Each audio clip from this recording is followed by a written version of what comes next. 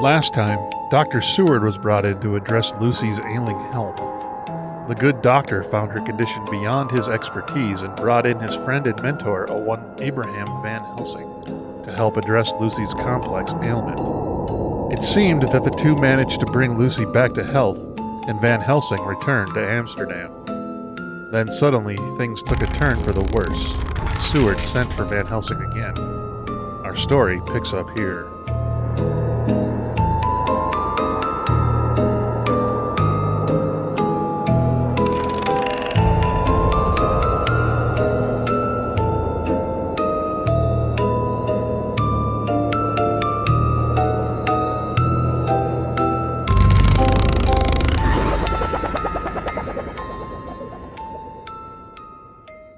Letter. Dr. Seward to Honorable Arthur Homewood. 6 September. My dear Art, my news today is not so good. Lucy this morning had gone back a bit. There is, however, one good thing which has arisen from it. Miss Westenra was naturally anxious concerning Lucy and has consulted me professionally about her. I took advantage of the opportunity and told her that my old master, Van Helsing, the great specialist, was coming to stay with me, and that I would put her in his charge conjointly with myself. So now we can come and go without alarming her unduly, for a shock to her would mean sudden death, and this, in Lucy's weak condition, might be disastrous to her. We are hedged in with difficulties, all of us, my poor fellow, but please God, we shall come through them all right. If any need, I shall write, so that, if you do not hear from me, take it for granted that I am simply waiting for news in haste. Yours ever, John Seward. Dr. Seward's Diary. 7 September. The first thing Van Helsing said to me when we met at Liverpool Street was, "Have you said anything to our young friend, to lover of her?" "No," I said. "I waited till I had seen you. As I said in my telegram, I wrote him a letter simply telling him that you were coming, as Miss Westenra was not so well, and that I should let him know if need be." "Right, my friend," he said. "Quite right. Better he not know as yet. Perhaps he will never know. I pray so, but if needed be, then he shall know all. And my good friend John, let me caution you. You deal with the madmen. All men are mad in some way or the other, and inasmuch as you deal discreetly with your madmen, so deal with God's madmen too, and the rest of the world. You tell not your madmen what you do nor why you do it.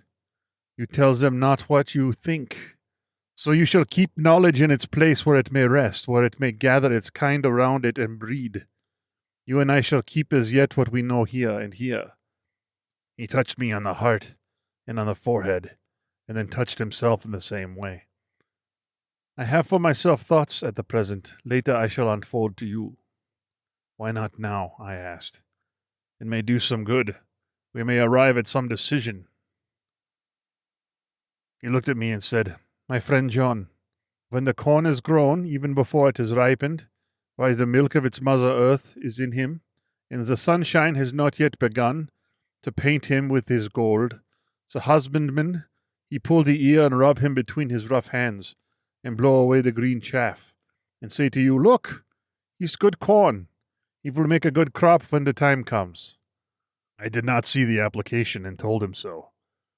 For reply, he reached over and took my ear in his hand and pulled it playfully, as he used long ago to do at lectures, and said, "The good husbandman tell you so then because he knows, but not till then. But you did not find the good husbandman dig up his planted corn to see if he grow. That is for the children who play at husbandry, and not for those who take it as the work of their life. See you now, friend John? I have sown my corn, and nature has her work to do in making it sprout. If he sprout at all, there is some promise. And I wait till the ear begins to swell." He broke off, for he evidently saw that I understood. And he went on gravely, "You are always a careful student, and your case book was ever more full than the rest, and I trust that good habit have not failed. Remember, my friend, that knowledge is stronger than memory, and we should not trust the weaker. Even if you have not kept the good practice, let me tell you that in this case of our dear Miss is one that may be, mind I say may be, of such interest to us and others that all the rest may not make him kick the beam, as your people say. Take then good note of it, Nothing is too small. I counsel you, put down in record even your doubts and surmises. Hereafter it may be of interest to you to see how true your guess. We learn from failure, not from success. When I described Lucy's symptoms, the same as before, but infinitely more marked, he looked very grave, but said nothing. He took with him a bag in which were many instruments and drugs.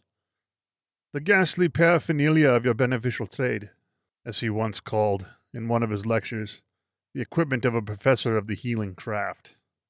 When we were shown in, Miss Westenra met us. She was alarmed, but not nearly so much as I expected to find her. Nature, in one of her beneficent moods, has ordained that even death has some antidote to its own terrors. Here, in a case where any shock may prove fatal, matters are so ordered that, from some cause or other, the things not personal, even the terrible change in her daughter to whom she is so attached, do not seem to reach her. It is something like the way Dame Nature gathers round a foreign body an envelope of some insensitive tissue which can protect from evil that which it would otherwise harm by contact. If this be an ordered selfishness, then we should pause before we condemn any one of the vice of egoism, for there may be deeper root for it causes than we have knowledge of. I used my knowledge of this phase of spiritual pathology and set down a rule that she should not be present with Lucy, or think of her illness more than was absolutely required. She assented readily, so readily that I saw again the hand of nature fighting for life. Van Helsing and I were shown up to Lucy's room. If I was shocked when I saw her yesterday, I was horrified when I saw her today. She was ghastly, chalkily pale.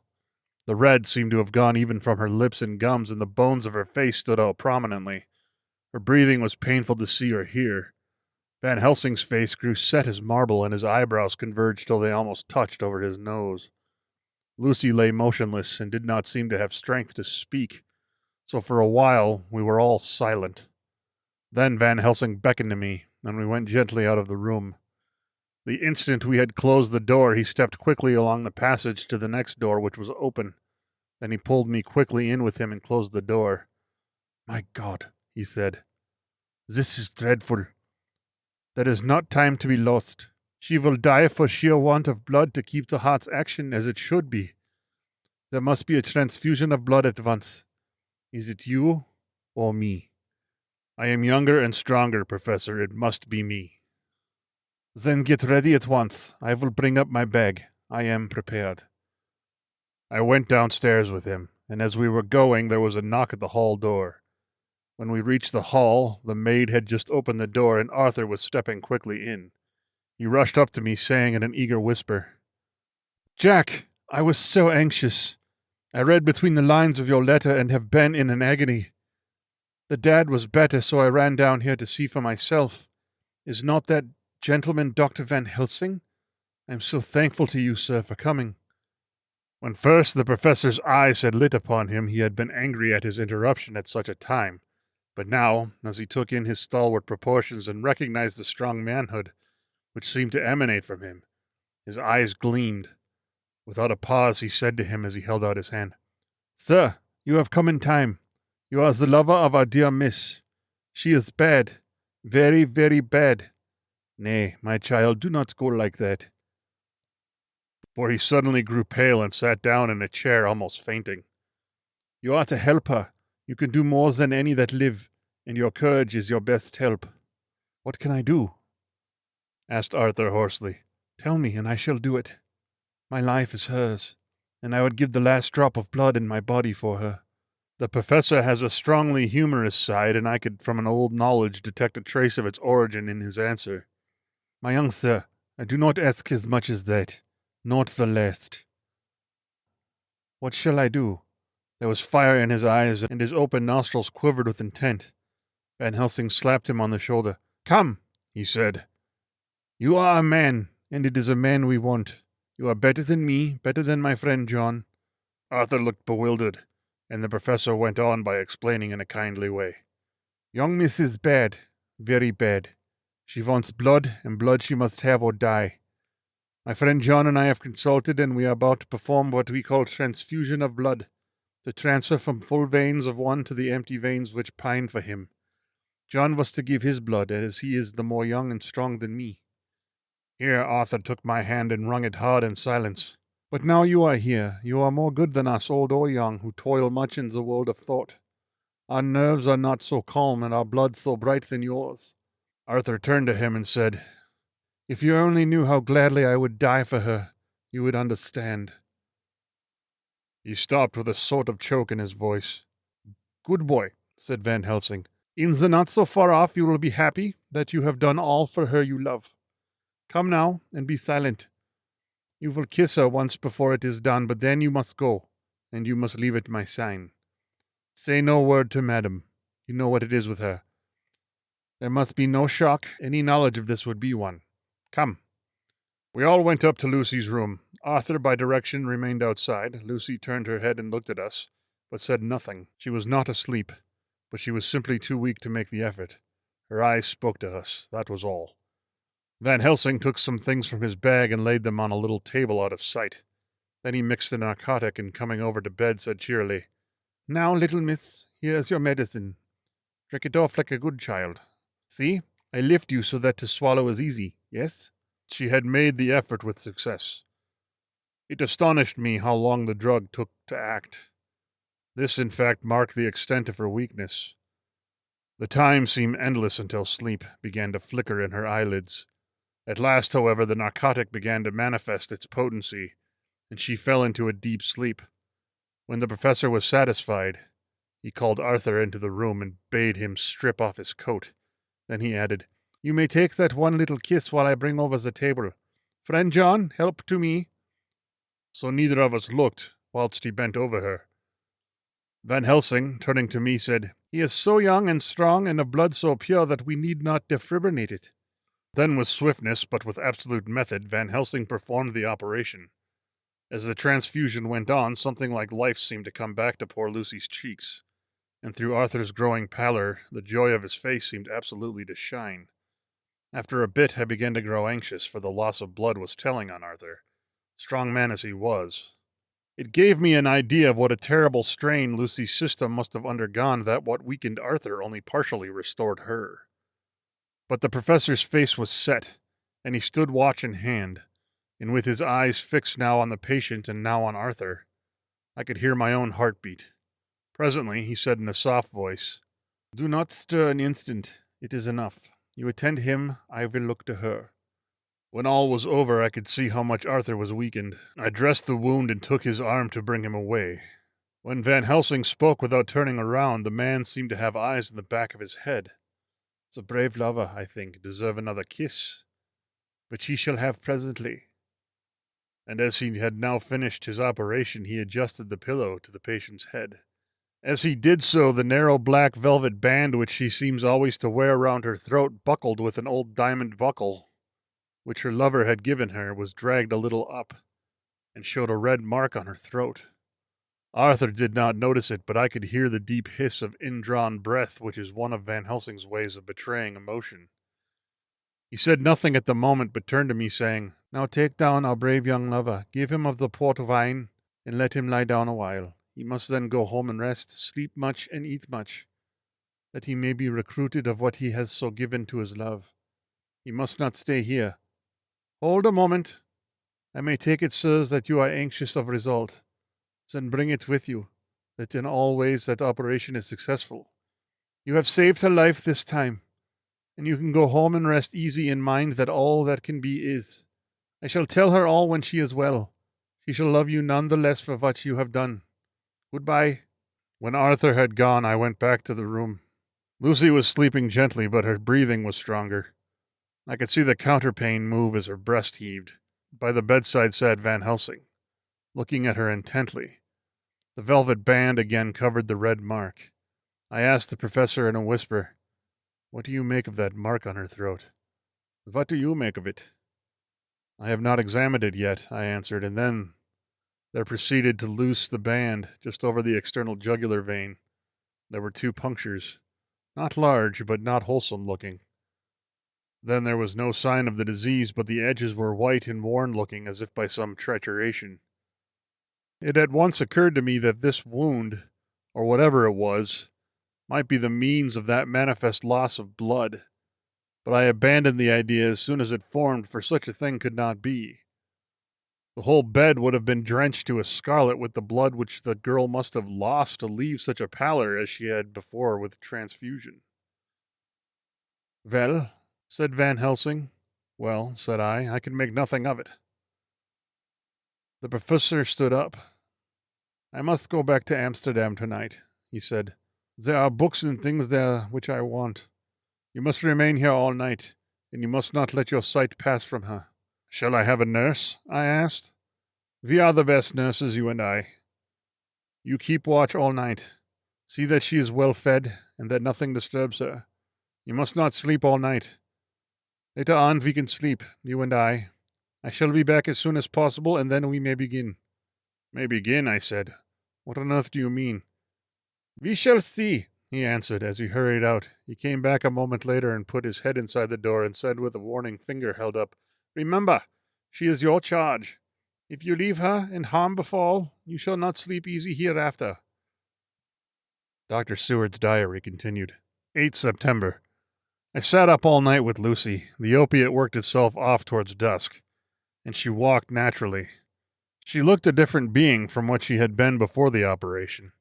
Her spirits even were good, and she was full of a happy vivacity, but I could see evidences of the absolute prostration which she had undergone. When I told Miss Westenra that Dr. Van Helsing had directed that I should sit up with her, she almost pooh-poohed the idea, pointing out her daughter's renewed strength and excellent spirits. I was firm, however, and made preparations for my long vigil. When her maid had prepared her for the night, I came in, having in the meantime had supper, and took a seat by the bedside. She did not in any way make objection, but looked at me gratefully when I caught her eye. After a long spell, she seemed sinking off to sleep, but with an effort seemed to pull herself together and shook it off.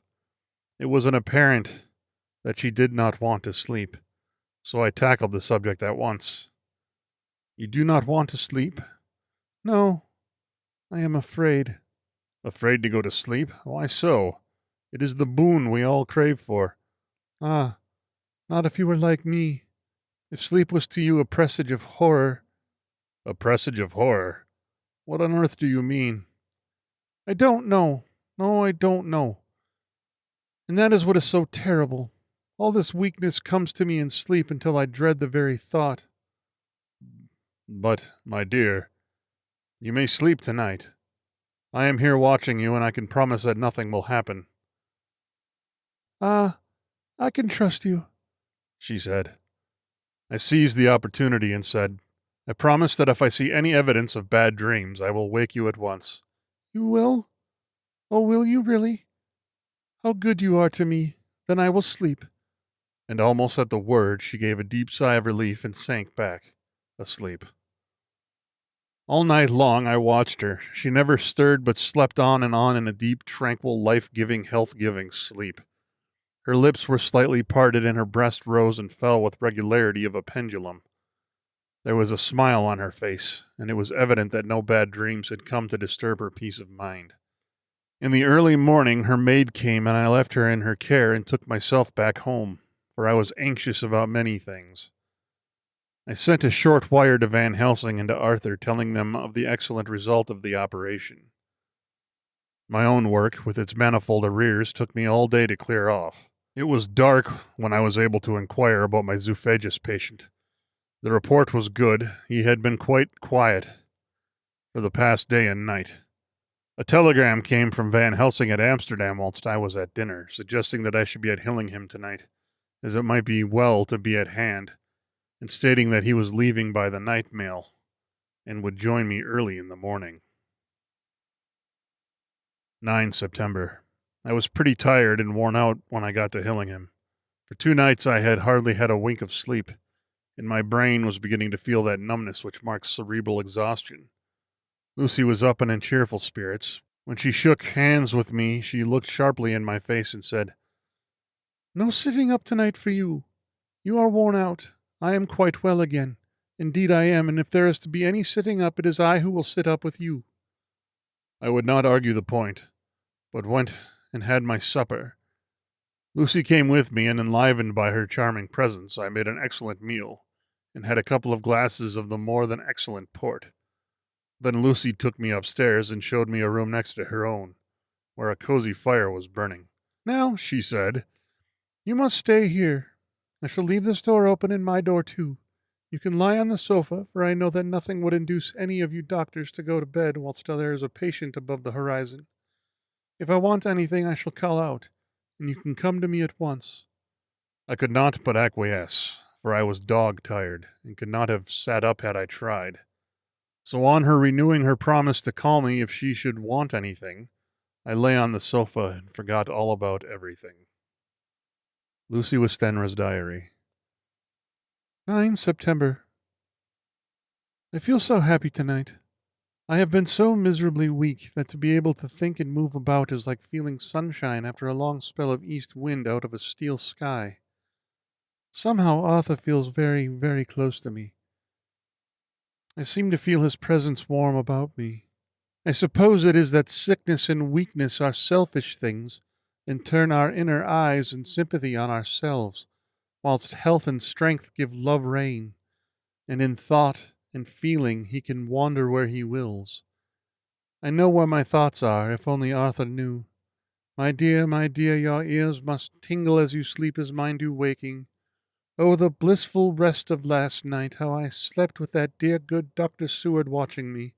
And tonight I shall not fear to sleep, since he is close at hand and within call. Thank everybody for being so good to me. Thank God. Good night, Arthur. Dr. Seward's diary. 10 September. I was conscious of the professor's hand on my head and started awake all in a second.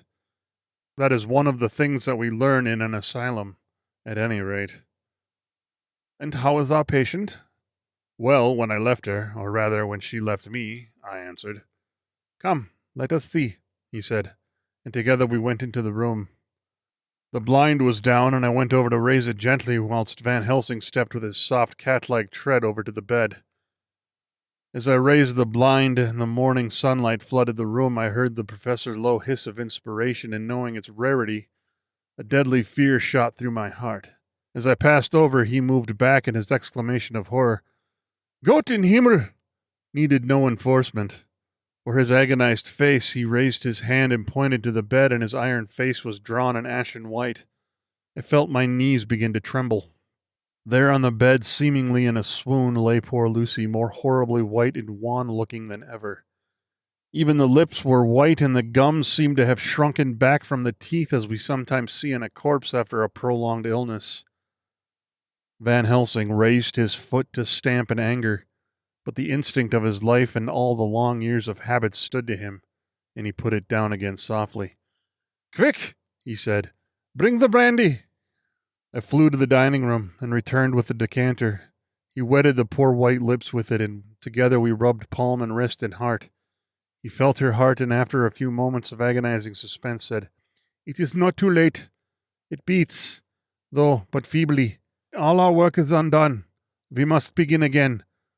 There is no young Arthur here now. I have to call on you yourself this time, friend John. As he spoke, he was dipping into his bag and producing the instruments of transfusion. I had taken off my coat and rolled up my shirt sleeve. There was no possibility of an opiate just at present, and no need of one, and so without a moment's delay we began the operation. After a time, it did not seem a short time either, for the draining away of one's blood, no matter how willingly it be given, is a terrible feeling. Van Helsing held up a warning finger. Do not stir, he said, but I fear that with the growing strength she may wake, and that would make danger. Oh, so much danger. But I shall precaution take. I shall give hypodermic injection of morphia. He proceeded then swiftly and deftly to carry out his intent. The effect on Lucy was not bad, for the faint seemed to merge subtly into the narcotic sleep. It was with a feeling of personal pride that I could see a faint tinge of color steal back into the pallid cheeks and lips. No man knows till he experiences it what it is to feel his own lifeblood drawn away into the veins of the woman he loves. The professor watched me critically. That will do, he said. Already? I remonstrated. You took a great deal more from art. To which he smiled, a sad sort of smile, as he replied, He is her lover, her fiancé. You have work, much work to do for her and for others. and the present will suffice. When we stopped the operation, he attended to Lucy whilst I applied digital pressure to my own incision.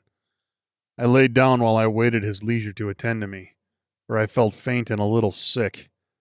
By and by, he bound up my wound and sent me downstairs to get a glass of wine for myself. As I was leaving the room, he came after me and half whispered, "Mind, nothing must be said of this. If our young lover should turn up unexpected, as before, no word to him. It would at once frighten him and jealous him too. There must be none, so." When I came back, he looked at me carefully and then said, "You are not much the worse. Go into the room and lie on your sofa and rest a while. Then have much breakfast and come here to me." I followed out his orders, for I knew how right and wise they were. I had done my part, and now my next duty was to keep up my strength. I felt very weak, and in the weakness lost something of the amazement of what had occurred. I fell asleep on the sofa, however, wondering over and over again how Lucy had made such a retrograde movement, and how she could have been drained of so much blood with no sign anywhere to show for it. I think I must continued my wonder in my dreams, for sleeping and waking, my thoughts always came back to the little puncture in her throat and the ragged, exhausted appearance of their edges, tiny though they were. Lucy slept well into the day, and when she woke she was fairly well and strong, though not nearly so much as the day before, when Van Helsing had seen her. She went out for a walk, leaving me in charge, with strict injunctions that I was not to leave her for a moment. I could hear his voice in the hall asking the way to the nearest telegraph office. Lucy chatted with me freely and seemed quite unconscious that anything had happened. I tried to keep her amused and interested when her mother came up to see her. She did not seem to notice any change whatever, but said to me gratefully, "We owe you so much, Dr. Seward, for all you have done, but you really must now take care not to overwork yourself. You are looking pale yourself.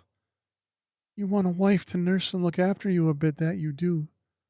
As she spoke, Lucy turned crimson, though it was only momentarily, for her poor wasted veins could not stand for long and unwanted drain to the head. The reaction came in an excessive pallor as she turned imploring eyes on me. I smiled and nodded and laid my finger on my lips. With a sigh, she sank back and amid her pillows. Van Helsing returned in a couple of hours and presently said to me, "Now you go home and eat much and drink enough. Make yourself strong. I stay here tonight and I shall sit up with little miss myself. You and I must watch the case, and must have none other to know. I have grave reasons. No, do not ask me. Think what you will. Do not fear to think even the most not improbable. Good night." In the hall, two of the maids came to me and asked if they or either of them might not sit up with Miss Lucy. They implored me to let them, and when I said it was Dr. Van Helsing's wish that either he or I should sit up, they asked me quite piteously to intercede with the foreign gentleman. I was much touched by their kindness. Perhaps it is because I am weak at present, and perhaps because it was on Lucy's account that their devotion was manifested. For over and over again I have seen similar instances of women's kindness. I got back here in time for a late dinner, went my rounds, all well, and sat down whilst waiting for sleep. It is coming. 11 September. This afternoon I went over to Hillingham, found Van Helsing in excellent spirits and Lucy much better. Shortly after I had arrived, a big parcel from abroad came for the professor. He opened it with much impressment, assumed, of course, and showed a great bundle of white flowers. "These are for you, Miss Lucy," he said. "For me? Oh, Dr. Van Helsing." "Yes, my dear, but not for you to play with. These are medicines. Here." Here Lucy made a wry face. "Nay, but they are not to take in a decoction or in a nauseous form. So you need not snub that so charming nose, or I shall point out to my friend Arthur what woes he may have to endure in seeing so much beauty that he so loves so much distort. Aha, my pretty miss. Let's bring that so nice nose all straight again. This is medicinal, but you do not know how. I put him in your window. I make pretty wreath and hang him round your neck, so you sleep well. Oh, yes. They, like the lotus flower, make your trouble forgotten. It smells so like the waters of the Lethe, and of the fountains of youth that the conquistadors sought for in the Floridas, and find him all too late." Whilst he was speaking, Lucy had been examining the flowers and smelling them. Now she threw them down, saying, with half laughter and half disgust, Oh, Professor. Oh, Professor. I believe you are only putting up a joke on me. Why, these flowers are only common garlic. To my surprise, Van Helsing rose up and said with all his sternness, his iron jaw set, his bushy eyebrows meeting, No trifling with me. I never jest. There is grim purpose in what I do, and I warn you that you do not thwart me. Take care for the sake of others, if not for your own. Then, seeing Lucy scared, as she might well be, he went on more gently. Oh, little miss, my dear, do not fear me. I only do for your good, but there is much virtue to you in those common flowers. See, I place them myself in your room. I make myself the wreath that you are to wear. But hush, no telling to others that make so inquisitive questions. We must obey, and silence is a part of obedience, and obedience is to bring you strong and well into loving arms that wait for you. Now sit still a while. Come with me, friend John, and you shall help me deck the room with my garlic, which is all the way from Harlem, where my friend Vanderpool raised herb in his glass houses all the year. I had to telegraph yesterday, or they would not have been here. We went into the room, taking the flowers with us. The professor's actions were certainly odd, and not to be found in any pharmacopoeia that I had ever heard of. First he fastened up the windows and latched them securely. Next, taking a handful of the flowers, he rubbed them all over the sashes, as though to ensure that every whiff of air that might get in would be laden with the garlic smell. Then, with the wisp he rubbed all over the jamb of the door, above, below, and at each side, and round the fireplace in the same way. It all seemed grotesque to me, and presently I said, Well, Professor, I know you always have a reason for what you do, but this certainly puzzles me. It is well we have no skeptic here, or he would say that you were working some spell to keep out an evil spirit. Perhaps I am, he answered quietly, as he began to make a wreath which Lucy was to wear around her neck. We then waited whilst Lucy made her toilet for the night, and when she was in bed he came and himself fixed the wreath of garlic round her neck. The last words he said to her were, Take care that you do not disturb it, and even if the room feel close, do not tonight open the window or the door. I promise, said Lucy. And thank you both 1,000 times for all the kindness to me. Oh, what have I done to be blessed with such friends? As we left the house in my fly, which was waiting, Van Helsing said, Tonight I can sleep in peace, and sleep I want. 2 nights of travel, much reading in the day between, and much anxiety on the day to follow, and a night to sit up without a wink. Tomorrow in the morning early you call for me, and we come together to see a pretty miss, so much more strong for my spell which I have to work. He seemed so confident that I, remembering my own confidence 2 nights before, and with the baneful result, felt awe and vague terror. It must have been my weakness that made me hesitate to tell my friend, but I felt it all the more, like unshed tears. It would seem Van Helsing is onto something. I sure hope Miss Lucy likes garlic.